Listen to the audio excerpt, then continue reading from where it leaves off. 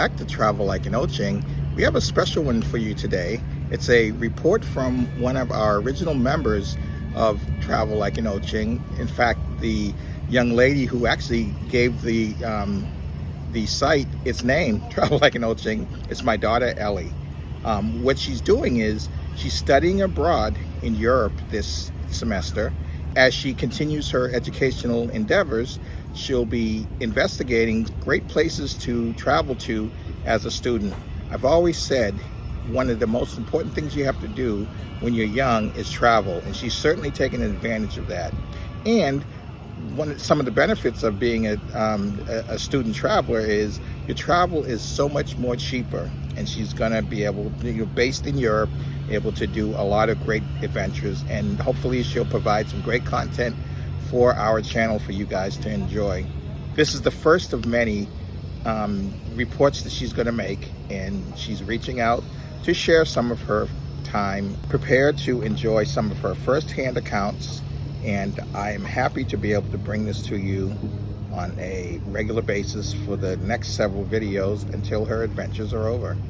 By the end of this series of reports, I hope you get a good idea of how to travel like an Ochieng as a student and maximize your vacation endeavors.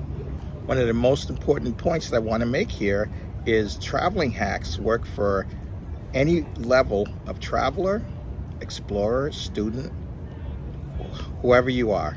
It's all about how can you maximize your travel spend. More after this.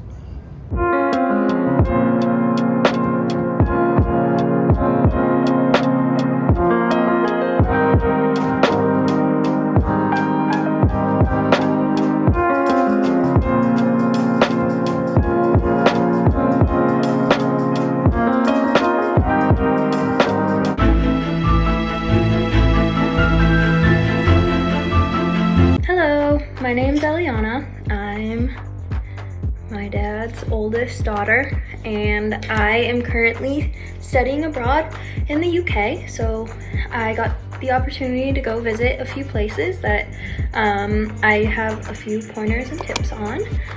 So the past weekend I took a bus with my program up to Stonehenge, and we got to see all of the sites, but I will say it's in a remote area, so you'd probably be best renting a car. I'm sure there is a bus that's close or could get you close enough to it. If you want to go with a tour group, that's totally a good option, so you can have easy access.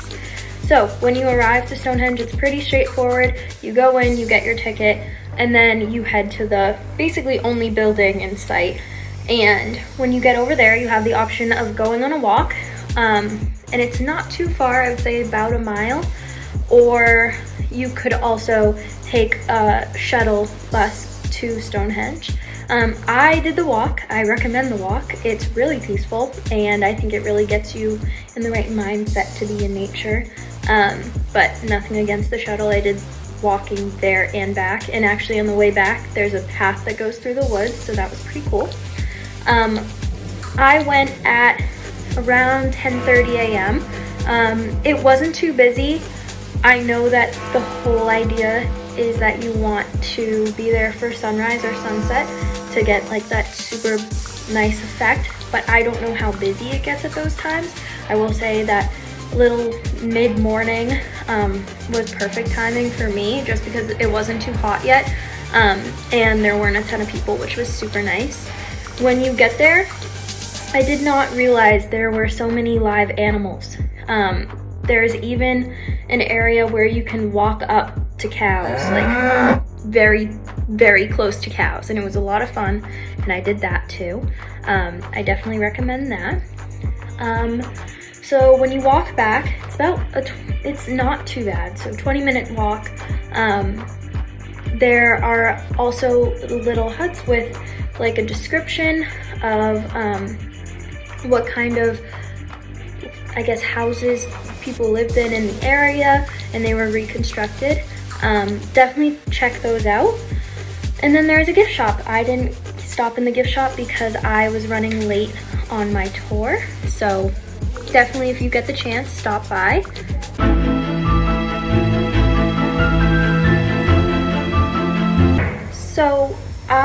spent about, I would say, an hour and a half at Stonehenge, and that included the walks, and I would say on my way back it took a little bit longer just because I did stop at the cows and went up and hung out with them a little bit.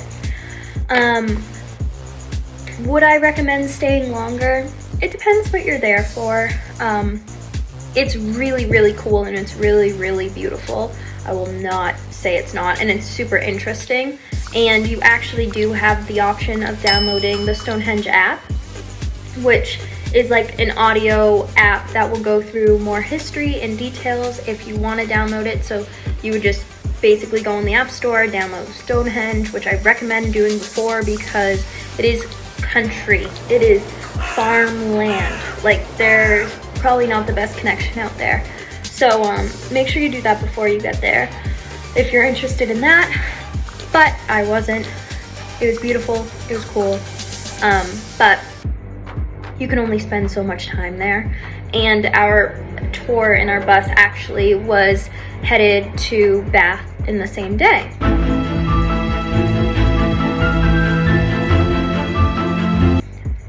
The city of Bath is a must, I think. If you come to the UK, if you even visit London, go out of your way to go see Bath. It is so beautiful, and Bath you can actually get to via tube.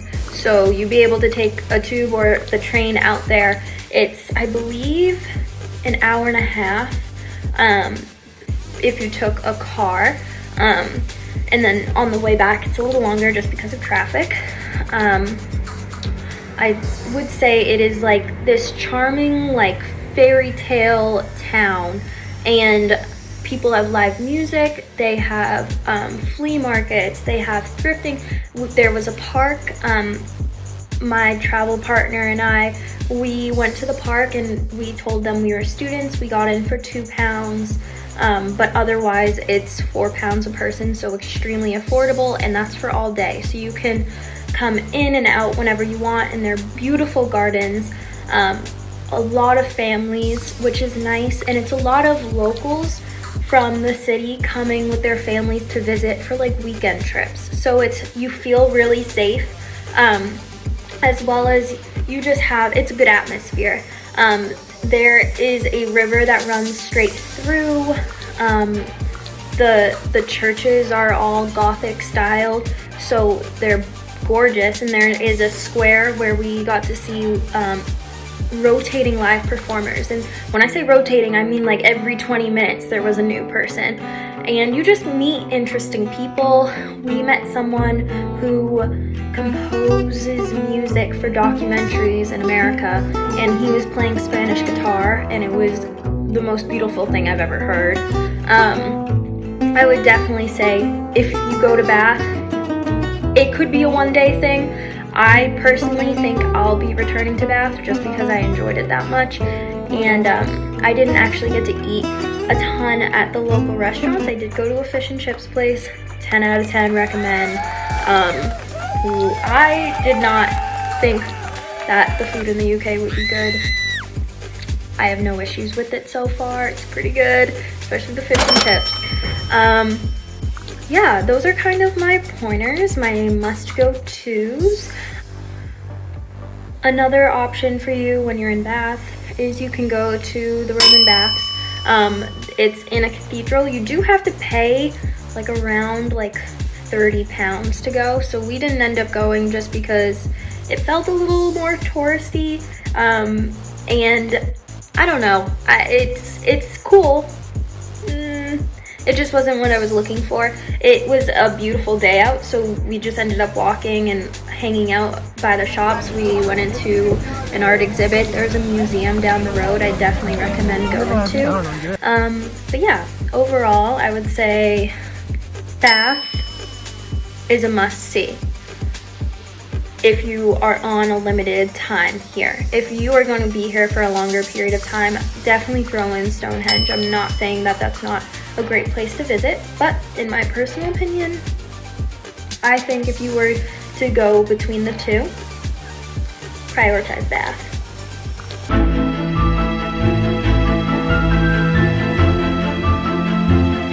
As one of the founding members of Travel Like An Ochieng, I want to personally thank you for your assignment abroad.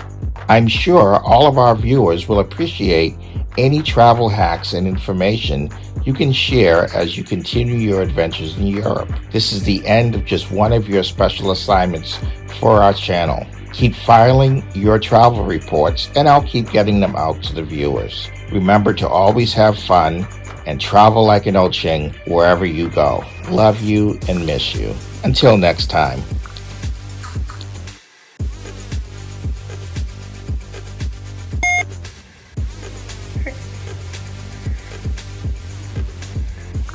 Ew.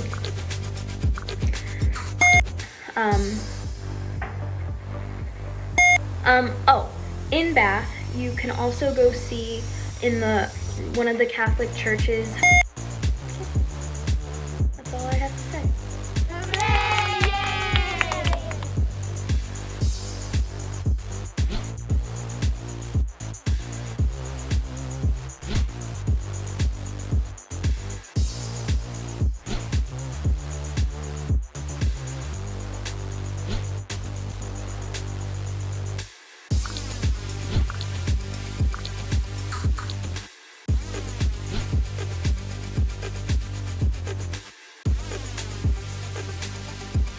Remember to like and subscribe and click that bell